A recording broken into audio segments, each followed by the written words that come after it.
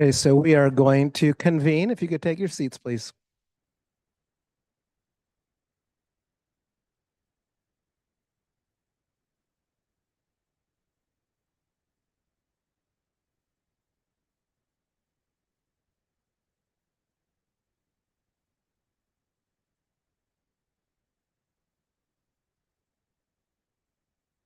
Okay, it's 7 o'clock. I am calling to order the City Council special meeting. Today is July 8th, 2024, and it is 7 p.m.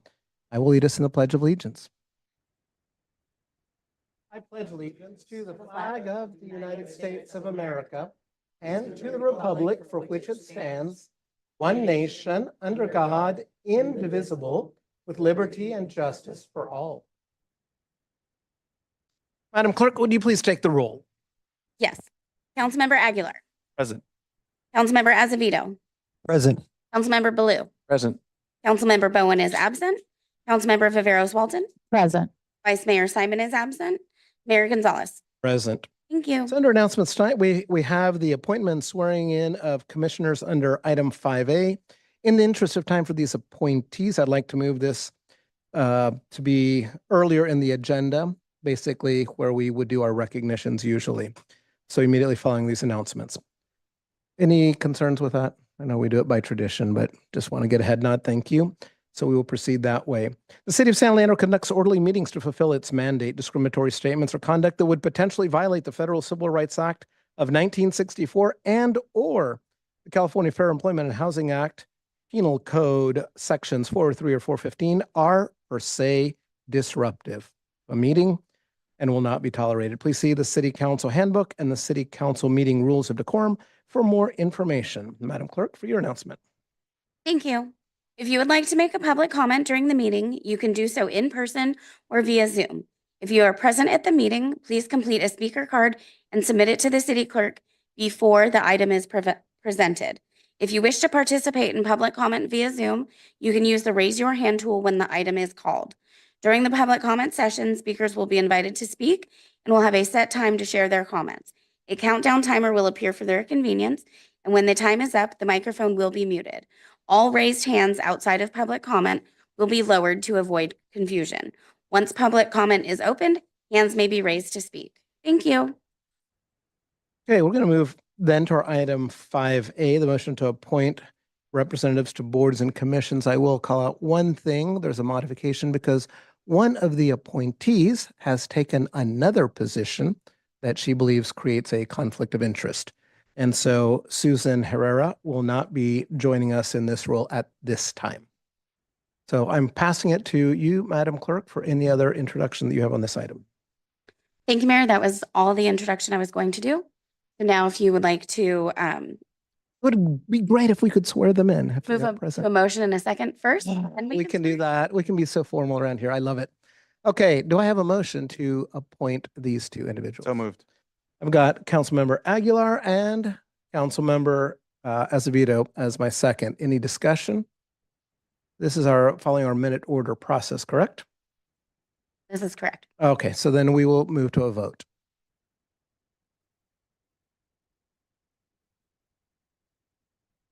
Okay. All votes are in. Motion passes 502 with Councilmembers Bowen and Simon absent.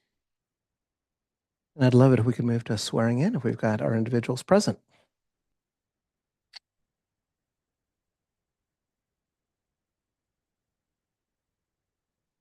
Okay, so if you are going to be sworn in tonight, you may come up here.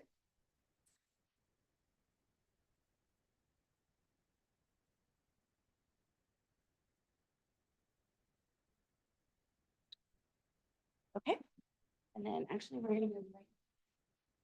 No, you're fine. If you want to stand, so you stand down there. And then one of you can hold the microphone. Okay. And then you're gonna raise your right hand and repeat after me. I do solemnly swear I do solemnly swear that I will support and defend the Constitution of the United States that I will support and defend the Constitution of the United States and the Constitution of the State of California and the Constitution of the State of California against all enemies, foreign and domestic, against all enemies, foreign and domestic, that I will take this That I will bear true faith and allegiance to the same. that I will bear true faith and allegiance to the same, That I take this obligation freely that I take this obligation freely without any mental reservation or purpose of evasion. without any mental reservation or purpose of evasion, And that I will well and faithfully that I will well and faithfully discharge the duties upon which I am about to enter. discharge the duties upon which I'm about to enter. Congratulations. Thank you. And I just need some.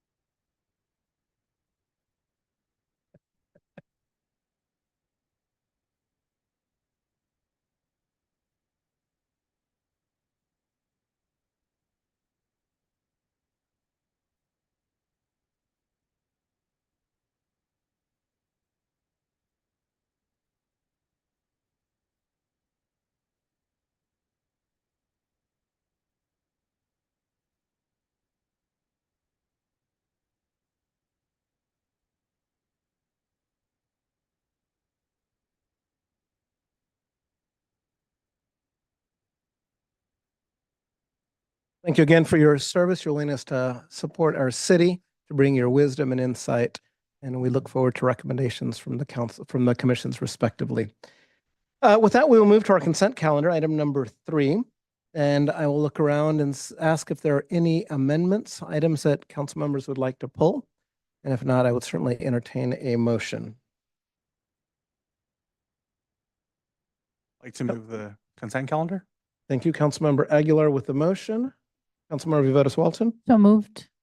Okay, so I've got a motion from Councilmember Aguilar, a second from Councilmember Viveros Walton. At this point in time, I'll move to public comment on the consent calendar. Do we have any hands raised or cards here in chambers? Mr. Mayor, I have 1 card in person and 2 hands raised on Zoom. Let's please hear from the public.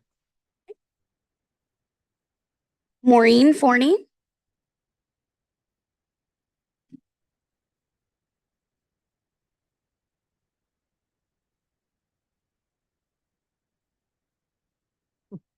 Thank you for this opportunity to speak. My name is Maureen Forney. I live on Bridge Road.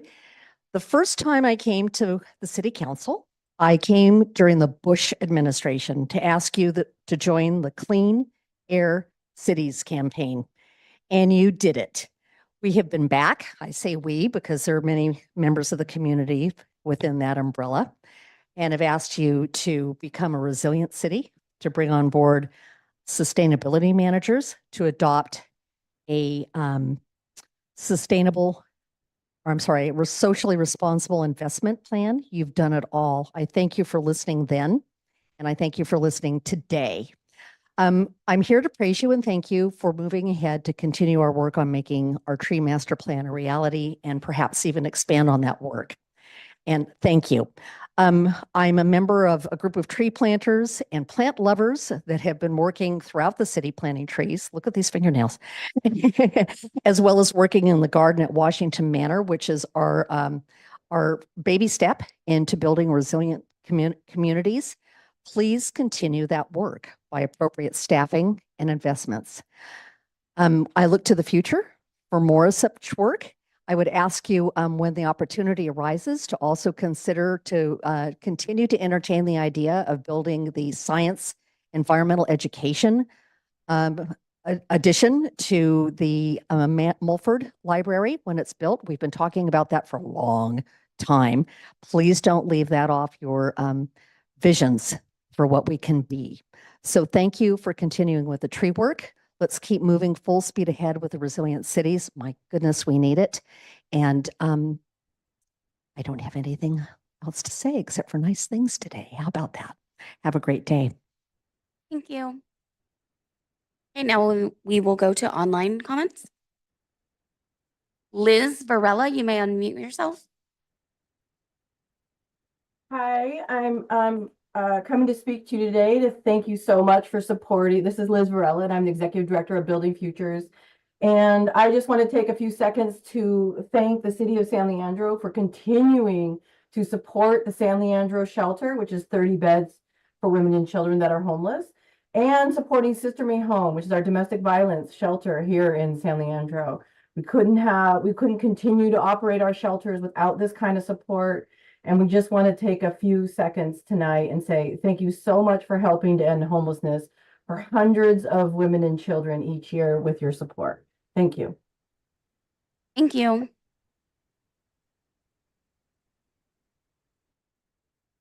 Douglas Spalding, you may unmute yourself. Thank you. Good evening, members of the council. I would like to speak to item 3B, the tree master plan. And I wish I had as warm and fuzzy feelings as the previous two speakers have about other initiatives. This one, it continues to have me scratching my head. I went to one of the meetings for the master tree plan, and I was confused because I didn't understand how it jibed with the CAL FIRE grant, where we were planting thousands of trees. And that was kind of the first time where I realized that we had asked our former sustainability manager, Dr. Mock, to manage this whole program kind of beyond the means of one person. And that had led to some frustrating results. I'm reading the plan now, and I'm trying to understand what is it we get for the money we're paying this consultant besides the piece of paper that constitute the plan. We, not only I think pushed out our sustainability manager, have sacked our sustainability office in a reorganization, and thereby have fewer people to do this work. And it seems like the plot of the reorganization is have fewer people do more work. I'm reading specific parts of the plan. For example, I got to slide down here to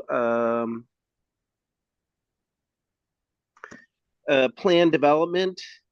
The draft tree master plan will remove specific components that are to be covered in the internal implementation document and modifying the tree master plan document to be high level and more digestible to the public. So we might have something that is digestible by the public, but I'm not sure like kind of what work is getting done therein. Thank you. Thank you.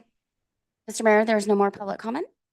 Okay, so that will close public comment on the consent calendar. I'll come back to the council to see if there's any revisions to the motion, any changes that people seek to make. Seeing none, let's proceed to a vote.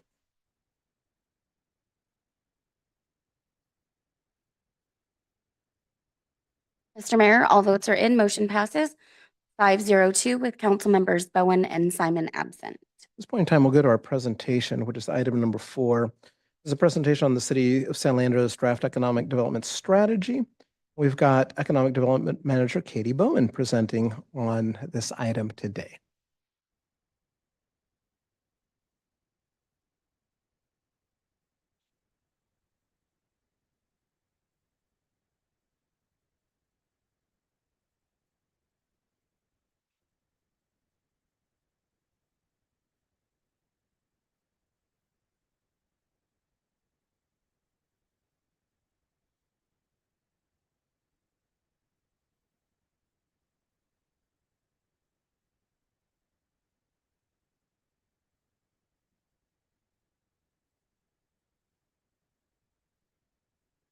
Thank you for your patience there.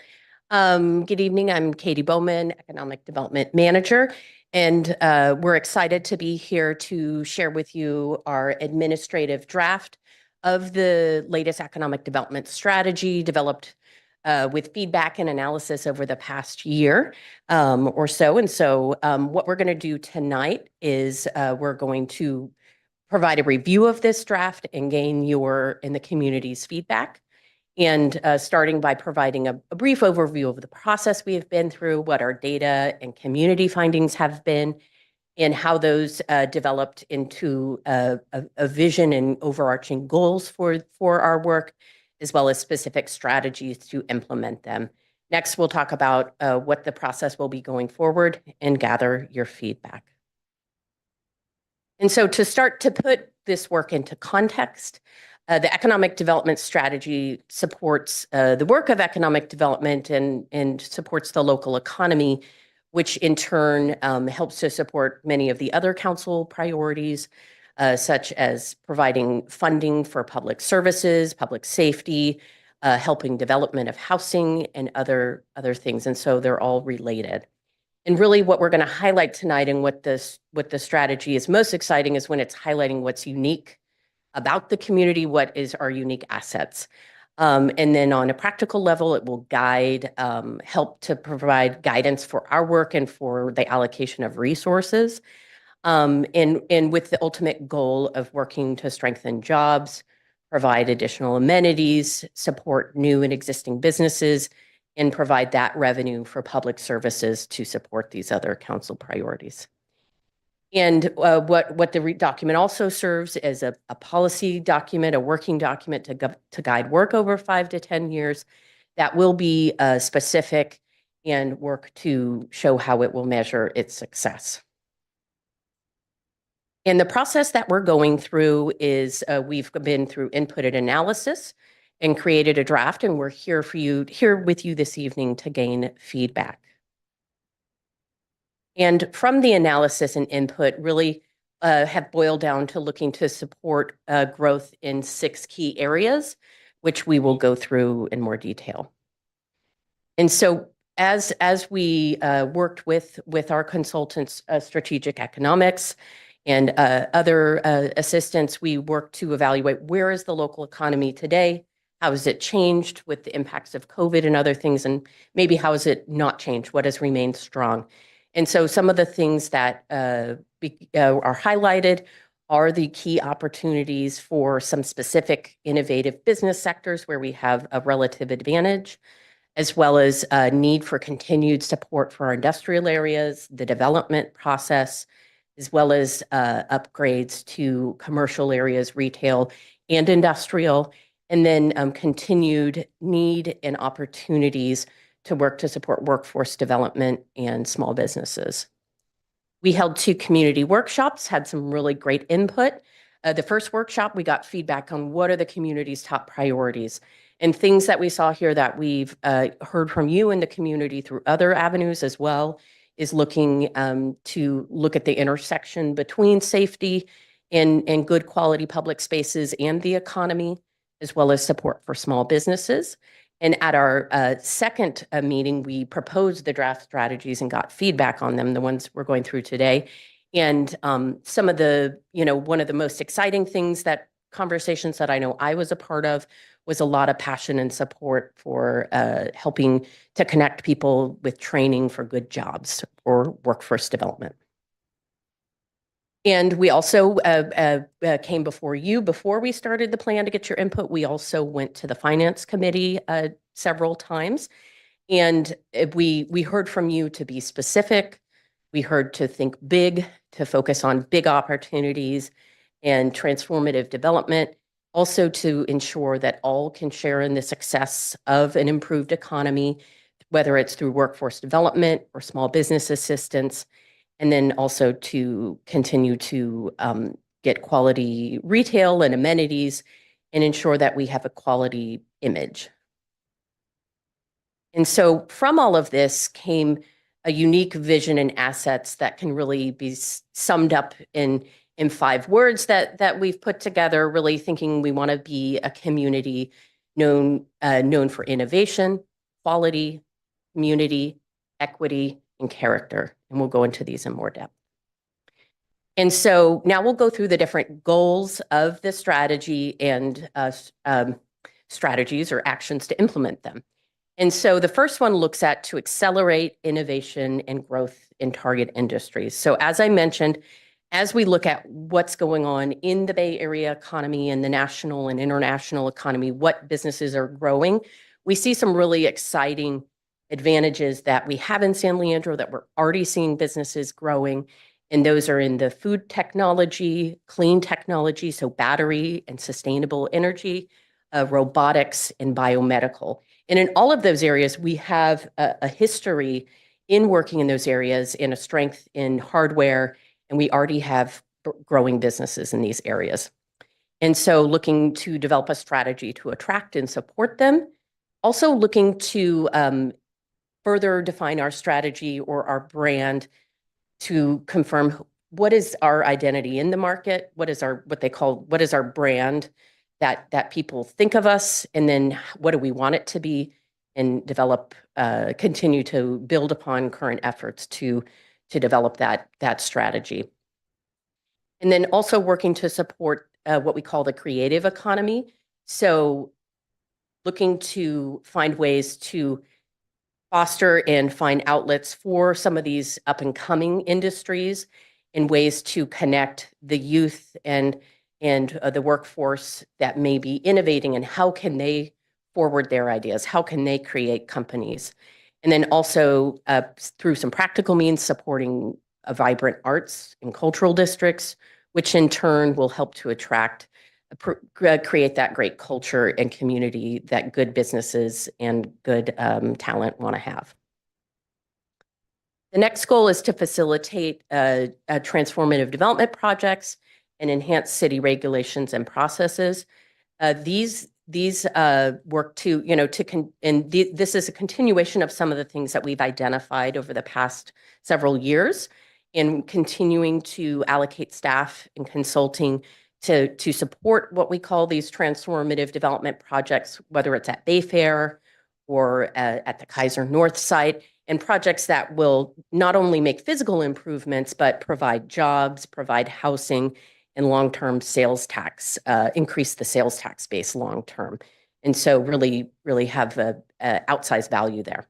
Also working to implement updates to the non-residential zoning to make sure that our zoning allows what our strategy wants. And so that we're not unintentionally creating barriers. And then finally, to do continue to streamline and build in efficiencies to our development review process.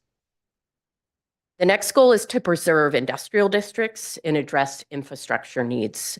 So the industrial area, as we've talked about many times, is really the powerhouse of our local economy. And so it's important to continue to support their needs of today, and then also help them help to improve the area so that it can be competitive in the decades to come.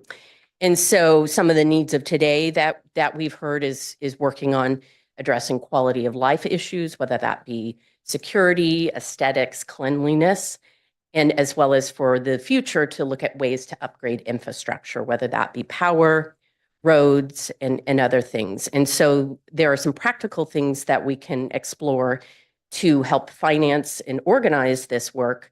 And some examples are like business improvement districts, such as what funds the Link shuttle, which is an industrial serving shuttle, as well, or community benefit districts, which is what we have in downtown, or other community facility or infrastructure districts. So looking at ways to long-term help to provide that structural and fiscal support to that area. Also, we've heard from our industrial businesses really, and property owners, as we look to the next decades, really the need for an increased power is just going to increase. And so looking to learn more about what the gaps are in San Leandro and how we can support properties to get those upgrades so that they can be competitive in the all-electric future. And also to evaluate, as we have in your infrastructure work plan, what are ways that we can be creative and more efficient, look for public-private partnerships to help manage our own city infrastructure, our own city real estate and facilities. The next goal is to attract high-quality retail and support shopping districts. We definitely heard from you and the community continued desire for good retail, for relevant retail, or what we call experiential retail, where you can go and have fun with your friends, maybe play a game, and maybe be outdoors or indoors. And so working to develop a retail action strategy to attract these type of businesses, as well as enhancing and really highlighting some of the really great, authentic, and diverse businesses we have right now. Also continuing our commercial incentive programs and looking for ways to make upgrades. We've really been getting a good response from some security assistance programs we've been doing, and we see a continued interest from the businesses and need for that, as well as continuing to upgrade our long-term commercial or facade incentive program, and really looking at how we can focus corridor by corridor or area by area to kind of create more visible impacts through the program. And also continuing to support placemaking and other larger policy actions that the city is taking in capital improvement projects, as well as looking at what our feasibility is for hotel and event type space, which, while there are challenges in the market right now, we want to be ready for when the market recovers to be able to get in front of the people making the decisions. Next, the goal is to facilitate workforce development and educational opportunities.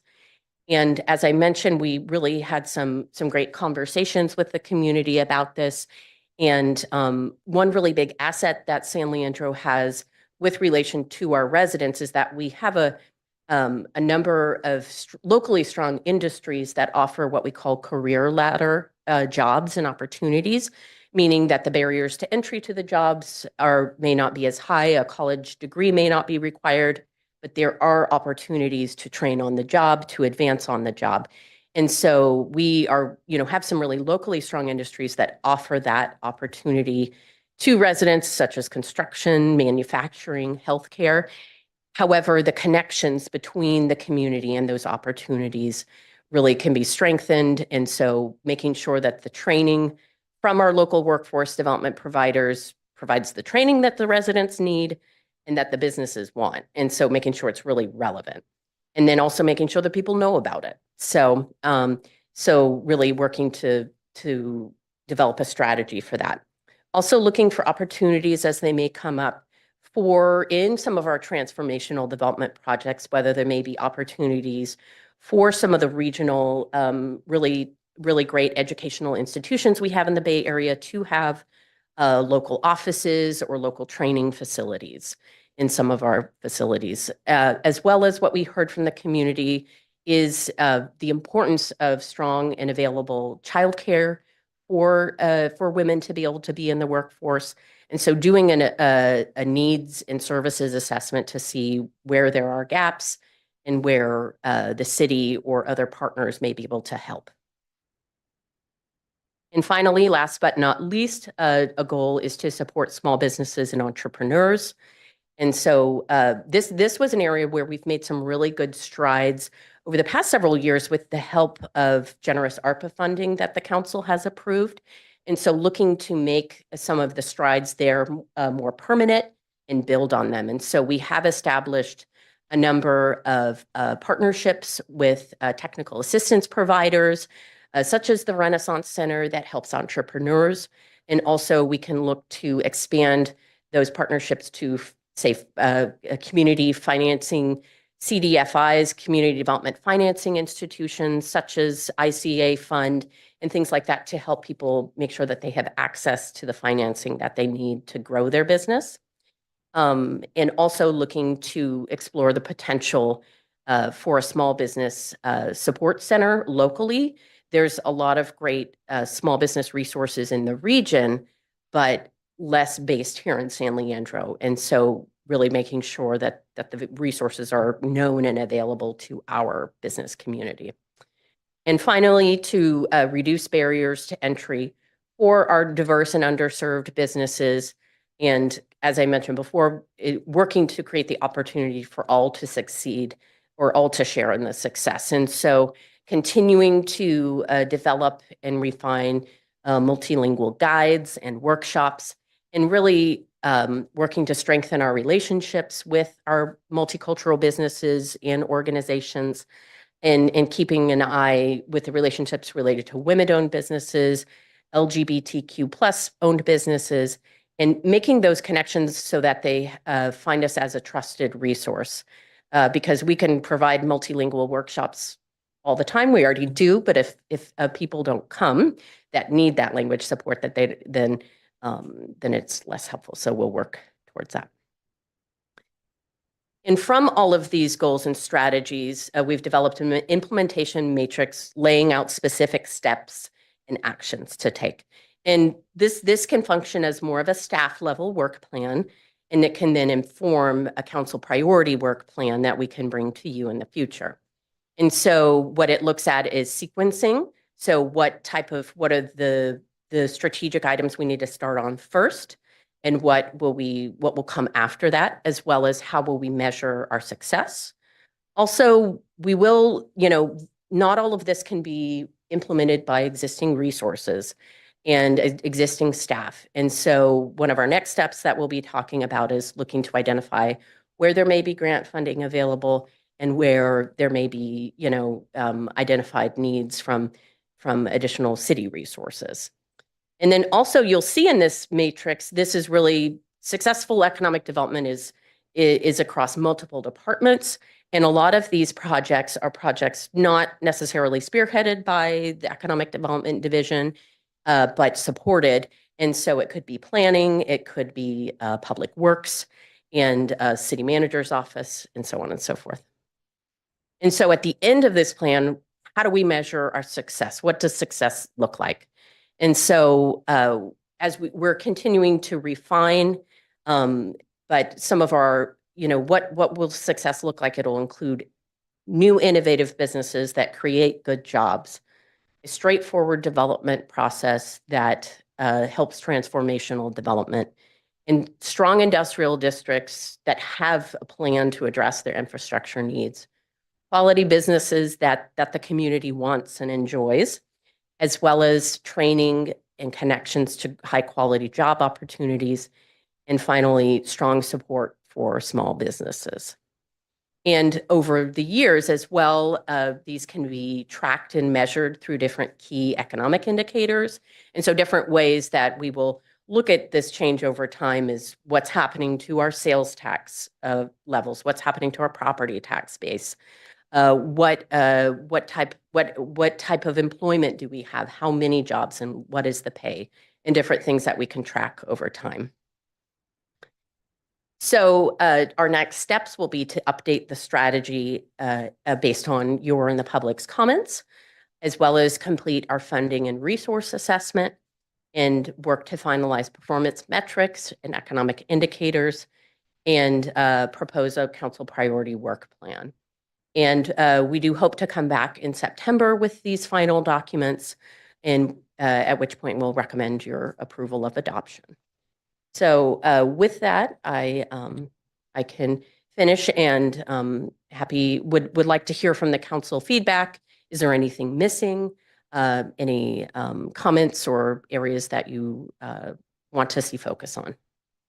Thank you for the presentation. So what we're going to do right now is, if there are questions about what was presented, we're going to take questions now. Then we are going to move to our public comment portion. So hear from our public, then bring it back here for deliberation, formulation of feedback to provide back to Katie and the team. So let's begin with any questions that folks might have. Councilmember Aguilar, please. Thank you, Katie, for this great presentation. I know it takes time to develop our economy here, but there's some questions that I have with regards to tourism. I know there's a lot of issues going on with our neighboring city. We have a couple of hotels. I think that's something that, a missed opportunity where we need to focus on, and talked with some developers with regards to Kaiser to bring in hotels, and with the Long Beach, with the Marina. I think, there's a missed opportunity for transit-oriented tax, TOT tax. Tourism is something that is something that we need to focus on here in San Leandro. There are a lot of great places to eat, work, and play in San Leandro, and bringing guests over. I think there's a missed opportunity for us to to focus on that. I think that's something that we should add to our economic development plan. A facade grant program. I think, you know, I've had some conversations with regards to helping out small businesses redevelop what their outside looks like to help make the business more attractive. I know there's a lot of aging infrastructure out there, and trying to figure out how we can implement an ongoing grant program to incentivize businesses to remodel their facades. I think, you know, with regards to community benefits, working with developers to invest in public art.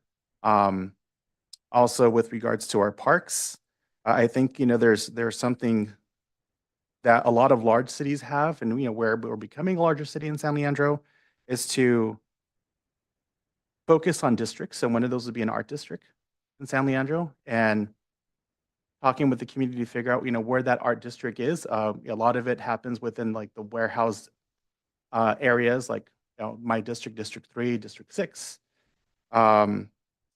There, you know, we had mentioned LGBTQ. I think a safe and visible program for our LGBTQ retailers and our merchants would be something that we can also implement to let them know that they're loved, and we appreciate them here in San Leandro, and we can implement some sort of structure to make sure that they're safe and visible. Working with BART station to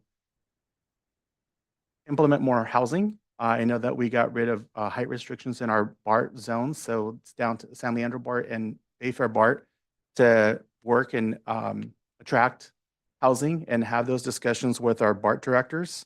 There is also, we need to make sure that, when we talk about economic development, that we're also talking about community preservation. I know we have rent stabilization that's coming down the pipeline, and also, creating dignified jobs. I know our PLA agreement has expired, and working on that to bring that, and working with the unions to make sure that we're, providing union labor in San Leandro. And with our Marina, bringing forth a transportation system like a water taxi. I think that is something that, I've been advocating for and trying to figure out how we can find funding. Talking to WETA, talking to our, federal folks, advocating for that at the national level with our Congress leaders, or maybe doing a public-private partnership and making that an attractive place, where with the redevelopment of the marina, that's something that we should also focus on. And I think that we need to work with our, our developers and make sure that we're also holding them accountable to make sure if you're going to utilize this certain parcel, this is what we want. We want housing, we want a hotel. We also want to attract a great retailer. A lot of folks are asking for a Trader Joe's to come into San Leandro. And so checking to see how we can work with that and building those relationships. It's a possibility, I think, with the way things are working, and we have a great economic development team in our strategy. I think that's something that we should look forward to and work hard on trying to attain.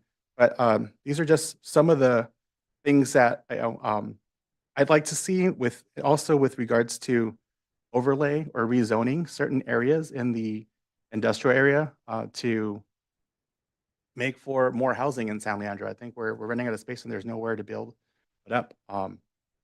Those are my suggestions. Thank you. Hey, looking here in queue, other questions? Councilmember Vivotis Walton.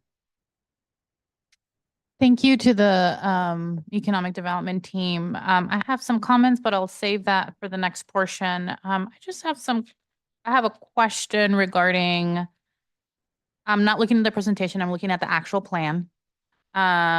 So I'm looking at page 23, strategy 11. That is the East 14th improvements. And we talk a lot about kind of the south side of the border. I'm wondering about the downtown in terms of improvements on the downtown. Was there any discussion on with the community or anything about connecting Washington and East 14th? There's several walkways that can lend themselves to think about that area, that whole area. There's a lot of opportunity sites on Washington, lots of amazing walls, lots of vacant spaces, vacant lots. So I was wondering if there was any community discussion about connecting those two streets in terms of the downtown. Maybe not specifically that from the community, but a few things I can share. We are currently working with RRM Design on some revitalization of some of our breezeways in downtown, which some of those do literally connect East 14th and Washington. But I know you as well are talking about further down Washington and where there may be opportunities there. And I think a lot of that is contemplated in the TOD plan.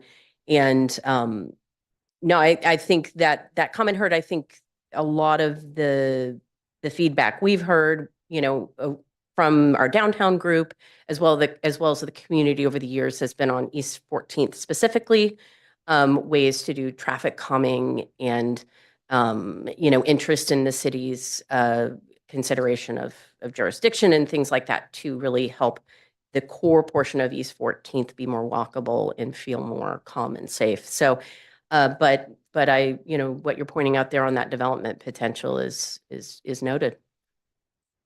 Thank you for that. My other question has to do with, I did not write the page number. But on my home, sorry, the Spanish just came out. Hold on. So regarding childcare,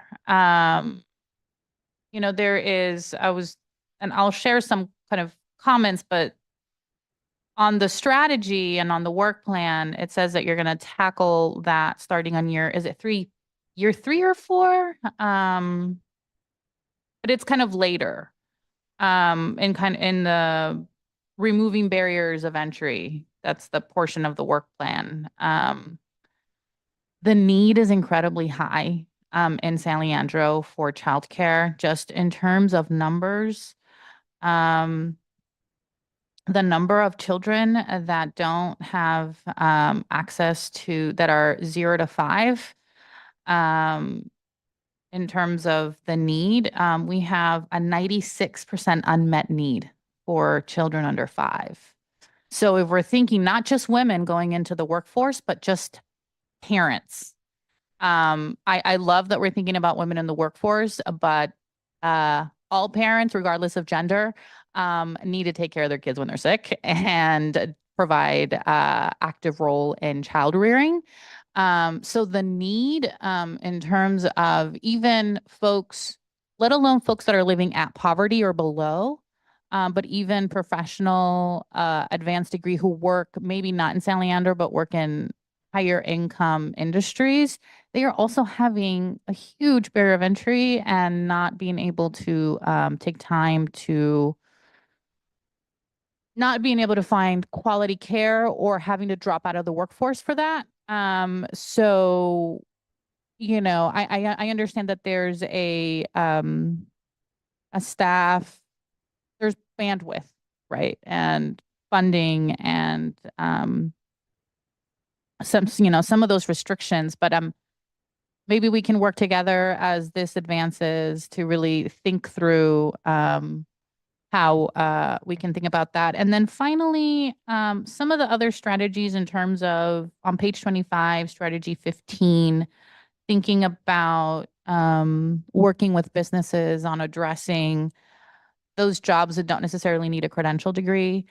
Some of my workforce development work, in terms of my experience, I've seen that there's a lot of training that needs to happen and resources given to businesses in terms of thinking about skills versus qualifications. And there's this term called credential creep, where business or employers kind of put this degree requirement when you really don't need a degree.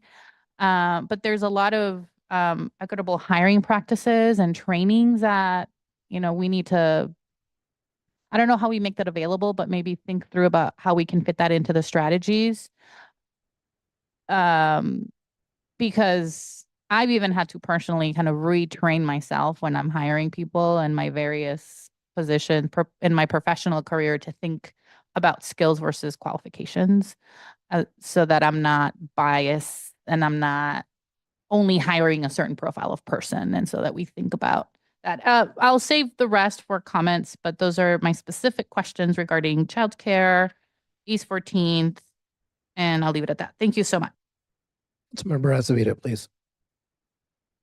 Thank you for your presentation. I have a couple questions. The first one is about the community benefit district. What does it take for an area to start a community benefit district? Because I know there's other areas that need it, especially the Bayfair area. And There's a formal process, and can't quote the whole process off the top of my head, but in general, ultimately property owners ultimately the city needs to support the district, and there's some legal things that the city does. And then property owners within the district need to vote and agree to participate. And then there's a plan for how the funds will be used, and then they hire staff. One key thing certainly, that we see through the work in the downtown district is that in order to be successful, it needs to have it needs to be able to generate enough funds. And so it needs to be a certain, I don't know what the magic number is, but the bigger, the better as far as funding. And so that I think is one common thing that, me as a layperson has seen kind of with these other areas we're looking at. And so it may not be a community facility or community benefit districts. There could be other ways to organize support in these areas. But if they're interested, or these things can always, the feasibility of districts can always be explored. And if they work, that's great. Yeah. what's the threshold on that? If there was a vote for the businesses, do they have to be 100% or does that have to be 51%? Or I don't know off the top of my head. because if a business doesn't want it, do they still have to pay if it's part of the? If it passes, yes.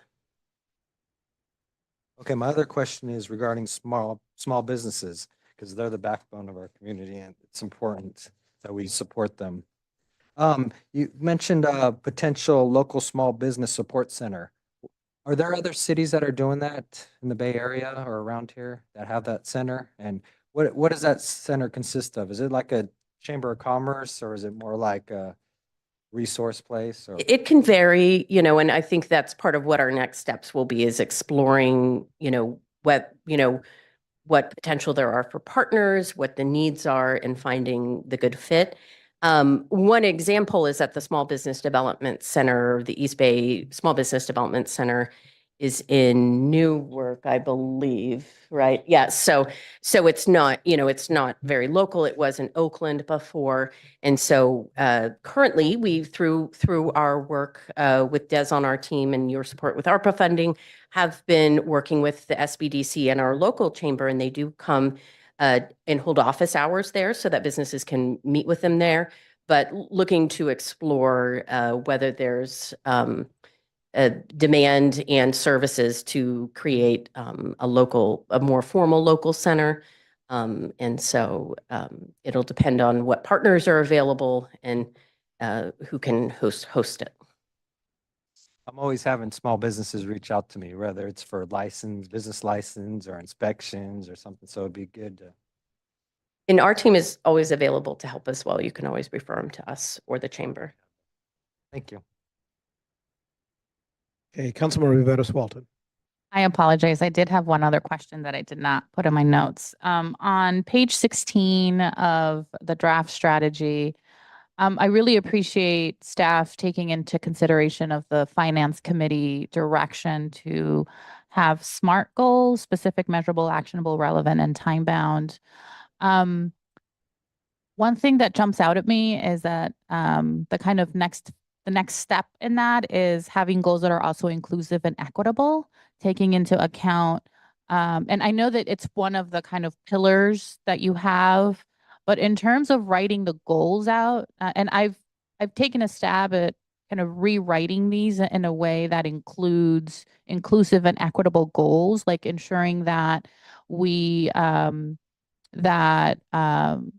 in terms of business training and capacity, that we prioritize people from low-income backgrounds or non-English speaking businesses. So that's, that's the kind of next step that I'm happy to provide some written comments on it as well. And then I'll leave that at that. But that was the question. Did that ever come up in terms of ensuring that the goals themselves and the strategies themselves included inclusive and equitable wording? I think as you mentioned, it is intrinsic in the work, but less in the wording. Maybe in some instances, I think a lot of what we're currently in the matrix, it really talks about the steps that we're taking. And as we further develop, say, our retail action plan, for instance, within that plan, we can have more of those details. But, the matrix at this point kind of isn't at that level of detail as to what, specific measurables each action plan will achieve, if that makes sense. Yeah, I appreciate that. I'm just, I'm a big believer in the strategy needs to be explicit so that the tactics that we follow that, strategy. So I can follow up with specific in writing comments instead of just kind of throwing it out there. I appreciate the extra time. Okay, so I've got a couple of questions. You identified several industries where we've got a competitive advantage. Curious to know what that means, competitive advantage. So, and I use it, in my narrative a little more informally, but I would say is based on areas in which we have facilities that are suited to those industries. We have an industrial ecosystem that are suited to the industries that are less common amongst our peers, as well as areas in which, so really looking at, for instance, an area where we, for instance, would not have a competitive advantage would be software, where we have other areas that have a big agglomeration of businesses in those areas. In areas that we, so we have facilities for the companies that need to work with hardware. We have the ecosystem to provide repair services for equipment. We have landlords and buildings that are knowledgeable and set up for these things, as well as, for instance, in the food industry, we have legacy food facilities. We have, companies that provide services to food businesses. We have employees or local residents who may have workforce experience in those areas. So building on our historically strong industries, we find that. The other reference was to transformational. We're looking to do some transformational changes as the team, the consultants, as everyone has kind of wrapped their heads around transformational. What's in play when you think transformational? I would say those are developments that bring significant physical change. So bringing development of a certain scale and size that will significantly impact an area for the better, as well as create a lot of its order of magnitude as well that will create a significant, long-term benefit to our sales tax base, or for instance, at the Bayfair area, really looking at really changing the underlying use mix in the area. So looking, whereas historically it's been a retail area, and looking to quote, transform it into more of a mixed use area, as well as an area with increased opportunities for jobs, which is what we're seeing in the Bayfair Mall proper right now. Thank you. At this point in time, we'll go to public comment on this item. I don't know if we've got cards. Yes, Mr. Mayor, I have 2 public comments in person and 3 hands up online. Please, how many hands do we have online? Let's just kind of get those hands raised. So I'm going to start online. Just wait a second so we can get all the hands raised and we can figure out who's going to comment online.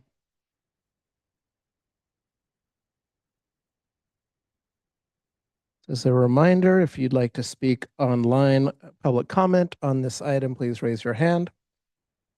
At this point in time, we will take 3 public comments from online. That's Ms. Madsen, Mr. Spalding, and the Chamber of Commerce. Ginny Madsen, you may unmute yourself. So thank you for letting me speak. The one thing that I looked for in the plan was mention of how this fits in with the regional plan Bay Area 2050. And it's very hard to find other than looking for priority development area. And apparently we just have one transit oriented priority development area that I know of. I think one of San Leandro's issues has always been that it doesn't really understand where it fits in the Bay Area, or it's trying to base that on something that is 100 years old. And that is what I was hoping to see here, and I didn't. I worked in San Leandro a lot more, in fact, a lot before I actually moved here. And I was actually told that by a couple of businesses that they don't hire people who live in San Leandro. And I don't think that has ever been dealt with. The city has to know that people who live here have to go somewhere else to work, and the people who work here have to come in. You can tell by all the traffic on the streets at the opening and the end of the business day. I was looking for some of these things in the report and in the presentation, and I didn't see them. So thank you for letting me say this, because we don't survive as a tiny little entity anymore. There's no city states. We're part of a regional area. That's all I need to say. Thank you. Thank you. San Leandro Chamber, you may unmute yourself.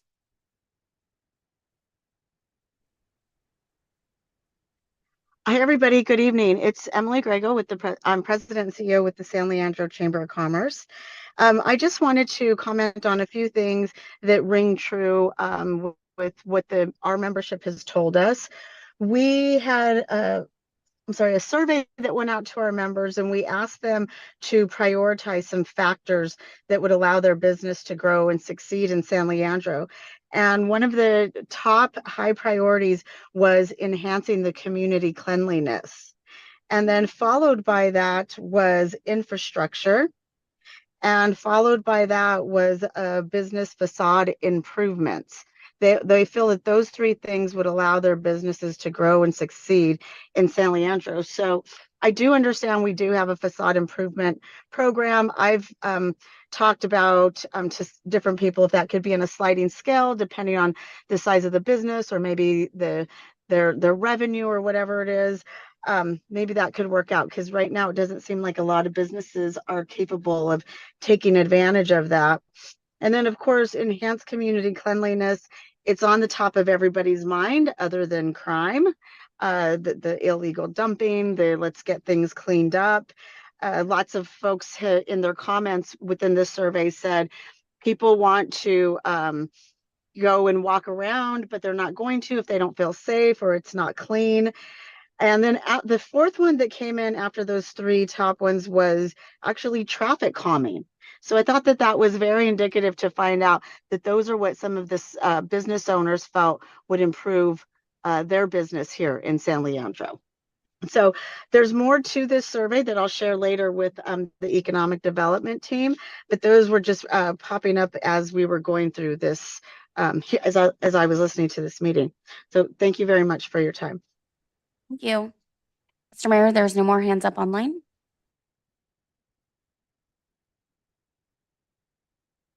Ed Cable.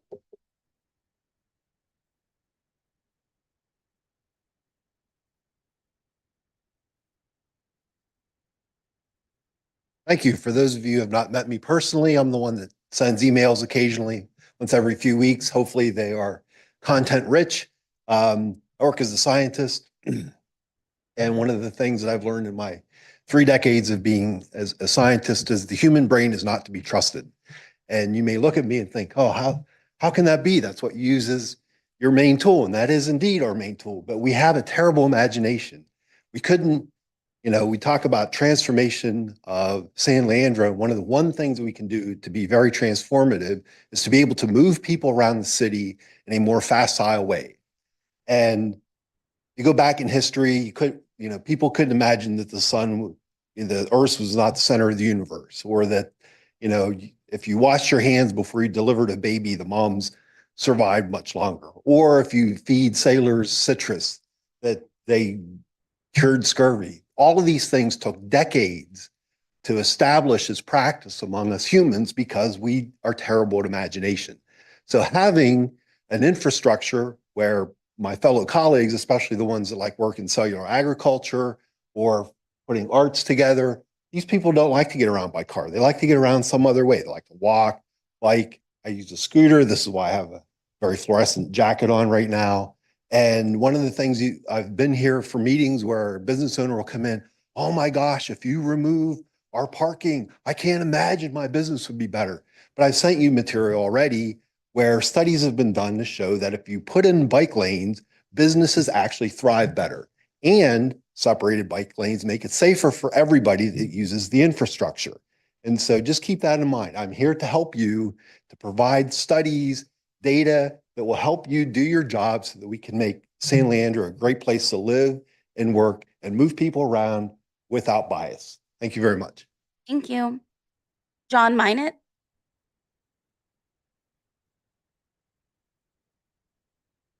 Good evening, Council. Thank you for your time. I'm John Minot, a downtown resident. As a downtown resident, I do want a vibrant city near me, and I'm glad that we're moving toward it with this plan. I talk up the city as it is whenever we get a chance. There are some things not mentioned, things that are sort of mentioned that I think need to be articulated better into a clearer vision and how it differs from what we have today.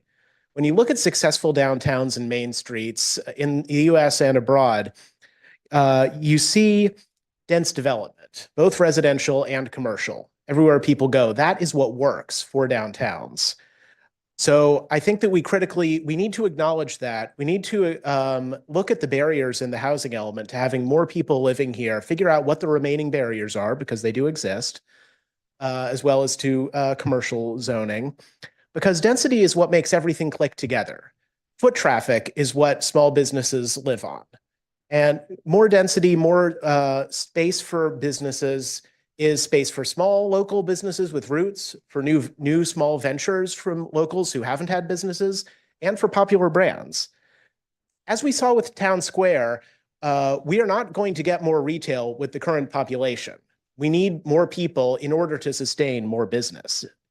A dense downtown is a safer downtown because of eyes on the street. Second, and closely integrated with this vision, is this needs to have complete streets, wide sidewalks, safe crossings, naturally slowed traffic, narrower lanes, and separated bike lanes. To attract people, the area fundamentally needs to both feel safe and be safe. Right now, cars roar past, you have to watch kids like a hawk. We need a place where boys and girls can run around and play, because if we're not getting toward there, what are we even doing here? That is the place that people will come in from a long way to see, and that is what will attract even people who drive. Thank you. Thank you.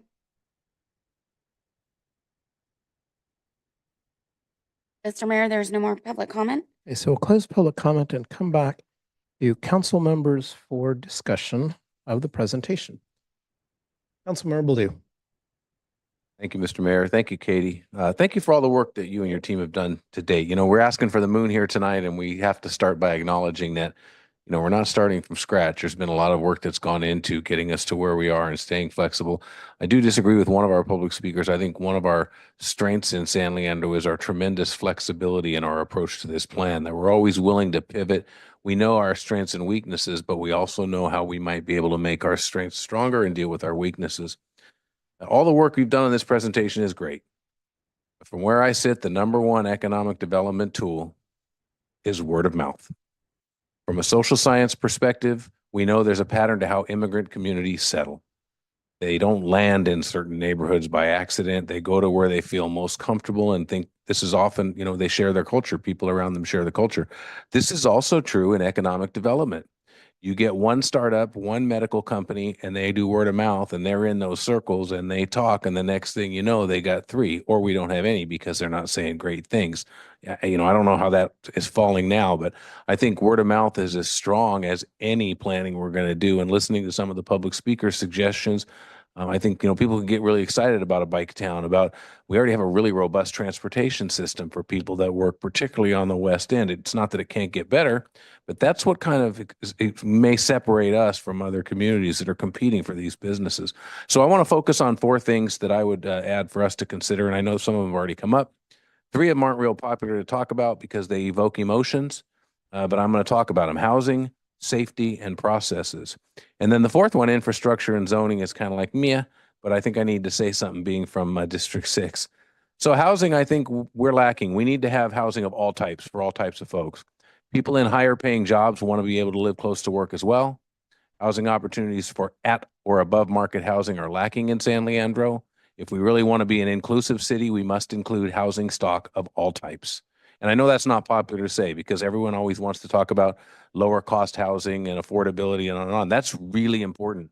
But equally important, if we want to be a thriving, vibrant, economically developed city, is housing stock for medical doctors, for PhDs, for people that are working in these labs and working in genetics and trying to cure the communities. The second one, I think, is safety. One cannot overstate safety and security as the overarching factors in determining whether a business comes here or not.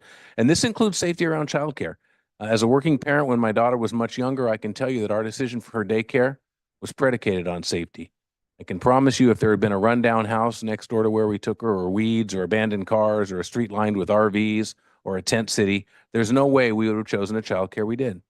And also for businesses, they don't want that. They want the businesses to feel safe and secure. I know we've had some challenges recently. I feel very confident after speaking with some of our executive staff and the city manager recently that those are going to be dealt with in a much more quick manner and a much more efficient manner to assure businesses that they can have the confidence that we are listening and we do take care of business. Many businesses don't follow traditional business models. They may have employees coming in day or night. I think we need to include that in our economic development plan. I think CPTED, crime prevention through environmental design, can help us there.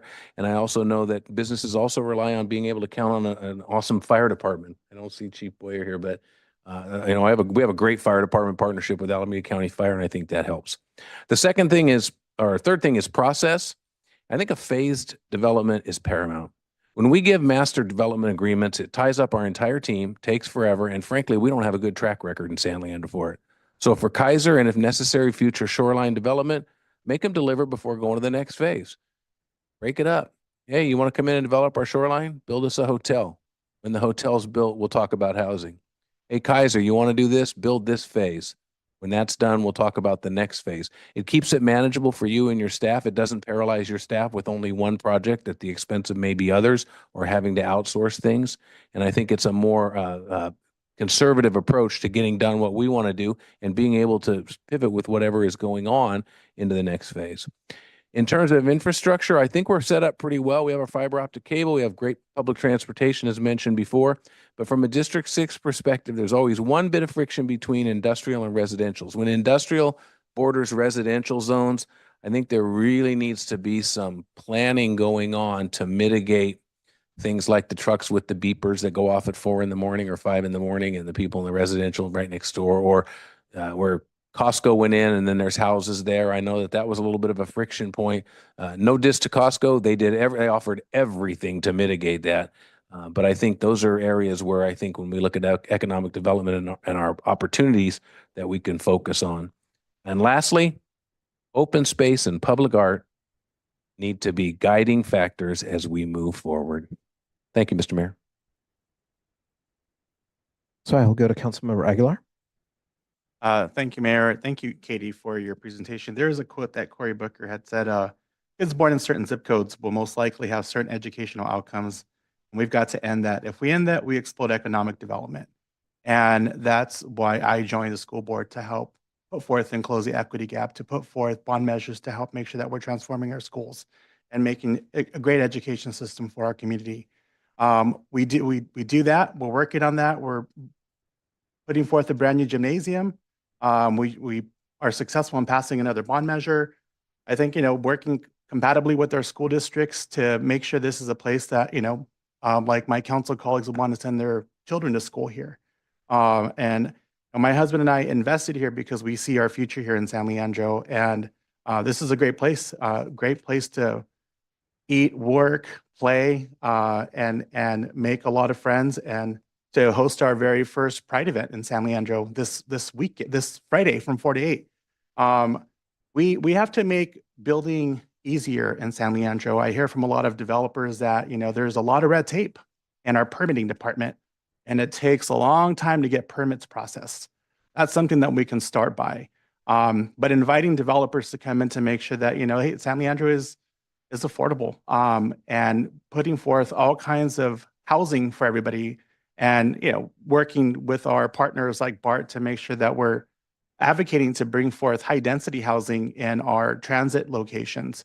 Like John Minot had said, we have to bring in more residents to make San Leandro a better place. I think inviting that will invite higher, folks to change the dynamics and make it a place to invest, and working with our, with the downtown, but also focusing on main arteries like Washington Boulevard, Williams, Davis Street, Doolittle, that go, vertically and horizontally in and out of San Leandro, to our airports, to the freeway, and putting welcome signs. And I think there is also an instance for rebranding. The city of Ahwahnee, the city of Watsonville did rebranding, and that's something that I think will invite folks to say, hey, this is, San Leandro is transforming, and a welcoming community for all. We also have to make sure that we're working on community preservation.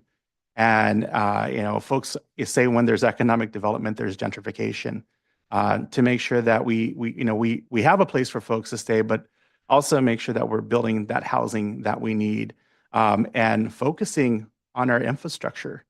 We have over $300 million in unfunded CIPs that we need to advocate for. And so I think, by inviting folks to build here, that will, taxpayer dollars and TOT tax, if we build hotels, will help contribute to solving that deficit.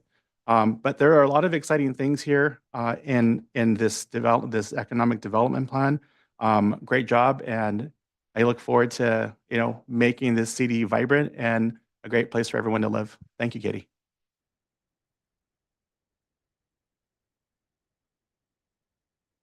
Councilmember Viveros Walton, please. Thank you. To just a couple of numbers that have really guided the lens by which I analyze this document. 9% of San Leandro has bachelor's degrees. 84% of people over 25 are high school graduates. 8.4% of San Leandro residents live in poverty. That means that 7,476, give or take, live in poverty. So when I'm thinking about an economic development plan, I'm really thinking about lifting people out of poverty so that we're able to provide a place where every person, regardless of zip code, like Councilmember Aguilar mentioned, is able to thrive. Couple of other numbers according to First 5 Alameda County. San Leandro's median income increased by 13%. In comparison to Alameda County, which actually increased by 33.4%. And I keep looking at the number of people in poverty because this is what drives a lot of the work that I do. But 426 children in 2020 to 2022 live in poverty that are under 2. And 330 children in San Leandro lived in poverty that were between the ages of 3 and 5. And these children have parents, and the whole family is living in these situations. So when I'm looking at economic development, I'm looking at strategies to ensure that we focus resources not just on yes, higher income jobs are great, but how do we get people in poverty to have access to this? And I'm so happy that you included education and higher education, because this is a conversation that is happening at the state level, that we're able to leverage. And this is one of my professional and policy expertise. And I'm really excited to see Strategy 16 on the plan, exploring the potential for a higher education institution during the appointment process. This is something that, unbeknownst to me, was already happening, and I'm really, really happy to see that. This is an area where we kind of have to balance what is, what is the industry that we want to attract here, and then what is the educational needs for that particular industry. But again, I am focused on ensuring that we focus our services and we focus our resources on providing access to people that just don't have that. Because the reality is that if I want to reskill, I can probably find a way to do that, but some folks just don't have that. So it brings me back to this SMART-T. SMART is what you already have in place. SMART-E is the IE, the inclusive and equity framework, so that we fold in these thinking about inclusion and equity in that larger strategy to ensure that it doesn't get lost in the tactics, which I'm really grateful and really happy to hear that you're already thinking about that. So I'm happy to kind of submit those in writing and do that. And what my other comment in terms of kind of placemaking throughout the city, I know that I have areas of the city where if I want to explore kind of Pan-Asian cuisine, I go to the west side of town. If I want to go to a Latino market area, I go to East 14th over by the 140th Fish Avenues, right? So has there, and this is not a Q&A, but I'm thinking about leveraging the clustering of those to provide placemaking ethnically relevant districts where we could host a night market or a fiesta or some of those, because we're already kind of, and this is to Councilmember Ballou's point, where we go where we're comfortable, right? And so like I go to, well, I don't want to say the specific market, but I have probably visited every Mexican market or every Latino market in town, and I have my favorites, and they're most always clustered. So I'm wondering, those are business owners that don't have a lot of bandwidth and are almost always operating at a really small margin. So I'm really happy to see that the strategies that you are putting in place are supporting minority-owned businesses, because truly, like, that's what makes us so unique, that we have affordable, delicious food that you can make or buy in San Leandro. So having that be part of the brand strategy that you've outlined, and I know that that's kind of looking ahead in year 3 and 4 in your work plan, but that is something that as I keep recruiting people to move to San Leandro from my various kind of spheres and slices of the universe in which I operate, everyone is really always super surprised at the diversity of our city, but not just the way that we look, but where we eat, where we shop. And I think that, I know you're already thinking about that, but I just want to elevate it. I really want to thank the community for sharing their thoughts through this really thoughtful process that you put together. Thank you so much. And those are the ends of that's the end of my comments. Thank you.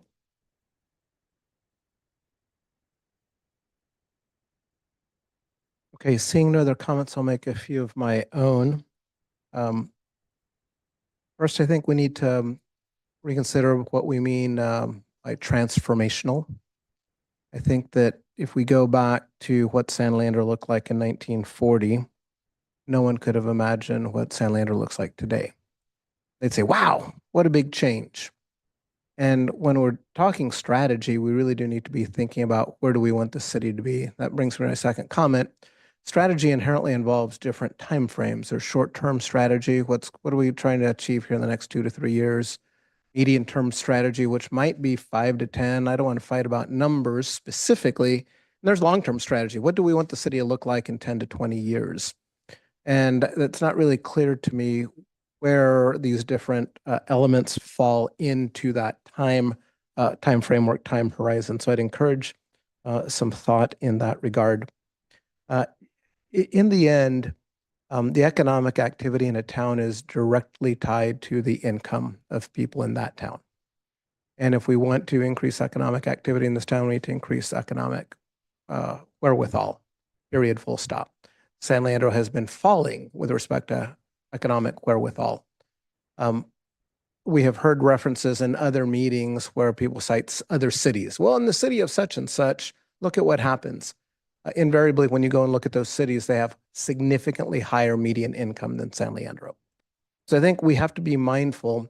And I really, whenever I am in Sacramento, Washington, I talk about economic development, I just want to be average again. I think fundamentally, if we can return San Leandro to being average, that significant economic activity will flow from that because we have the people. We just need higher income in the city. That's why I personally began with the school system many, many years ago, putting my own children through the public school system, supporting the bonds of the San Leandro Unified School System. And I have reached out to San Lorenzo Unified because I want to be integrated across both school districts that serve the city of San Leandro.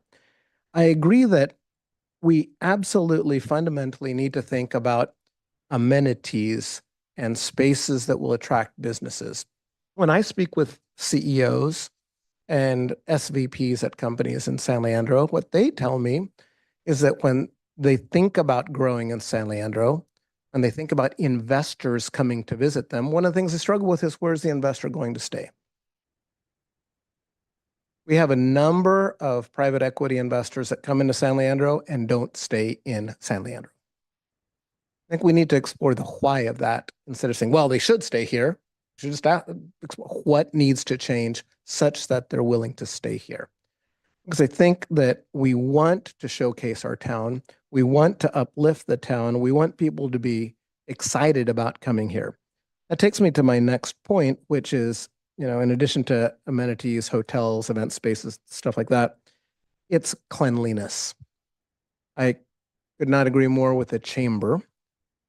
When I come into San Leandro from 880 or 580, come in through unincorporated, it doesn't look sharp. And fundamentally, our city needs to pop when people arrive. If we could just focus on arterials and entrances to the city, I think it would have significant impact. If that means that we need to apply political pressure on our partner agencies like Caltrans, if it means that we need to work through our state legislators, if it means that we need to engage in forms of applying pressure, whatever it is that we need to do to work together to have clean, vibrant entrances to our city, because it is the first impression that people have of our city. I didn't hear any sort of discussion around things like tax incentives. Tax incentives being things like, if you improve your property in this way, we will give you a reprieve for X period of time to support the investment. If you expand the number of employees by such and such, we will give you a reprieve on the increased business license fee. Whatever it is, any kind of method that gives businesses economic incentives. And I just think that it's worth exploring, or at least having a position on that. I saw silence. I think that when we talk about, several people mentioned the word tactics and strategies a little bit interchangeably. I think strategy is the big vision about the fundamental choices that we're making. We're going to do A and not B. Strategy in many ways is about what you're not going to do. Tactics is about the how you're going to do it. And so I think a little bit of clarity, I think we might have used the word work plan in there, or plans, or just kind of separating out strategy and tactics. I do believe that we are on a path as a city, as a region, to continue densification. I think that will happen, and we need to be mindful of supporting that reality and making sure that it happens in an effective way. I think that one of the primary challenges that we have faced that we don't talk about openly enough is that people can build anywhere. We're not being stopped from building in San Leandro due to regulations. Our housing element was cheered by the state. We were fantastically placed. It really goes to what are the rents that San Leandrons are able to pay. And so if you want development, and it's not just about the cost side of the equation, it's also about the revenue side of the equation for a developer. And so I'm very hopeful that what we see downtown Central Callan will be a benchmark that enables other development, that people are able to say, hey, I can get enough market rent in San Leandro. Because I agree with Councilmember Ballew that it's the diversity of housing that we have to build. I don't think we've had particularly challenging time building affordable housing, that the supplements are there from the state, the federal government. But all else being equal, if I compare what we're not able to build, we've not been able to build market rate housing. And certainly the missing middle is literally, I think, a goose egg, if I'm not mistaken. It really is literally a zero. So I think that we need to be thinking about what are those impediments and how will expanding any of these companies help support the building of that diverse housing. And then the last thought I think that I'll offer, the best way to know why it is that companies are not coming here and or leaving here is to talk to the people that are involved. And I have talked to many, many, many developers. And the biggest impediment has not been, I think, our processes, our systems. I think that people look at us in comparison to San Francisco or Oakland and say like, wow, you guys are super friendly. You guys make stuff happen. I think where the impediments have lain is in things like moving quickly with new and different and novel technologies. So I'll give you an example. I spoke to the CEO of a battery manufacturing company who relocated to another city. And that individual said, full stop, it was the inability of certain parts of the regulatory environment to move quickly. And the irony of it is that in the city that they landed in, they faced the exact same regulator. And the regulator was able to work with them and get their site approved.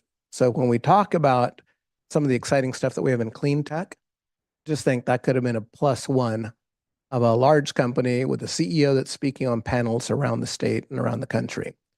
So I think being mindful of when we've got companies like that and we've got regulators that are getting in the way is being very purposeful in addressing the concern of those companies, moving quickly and being able to address them.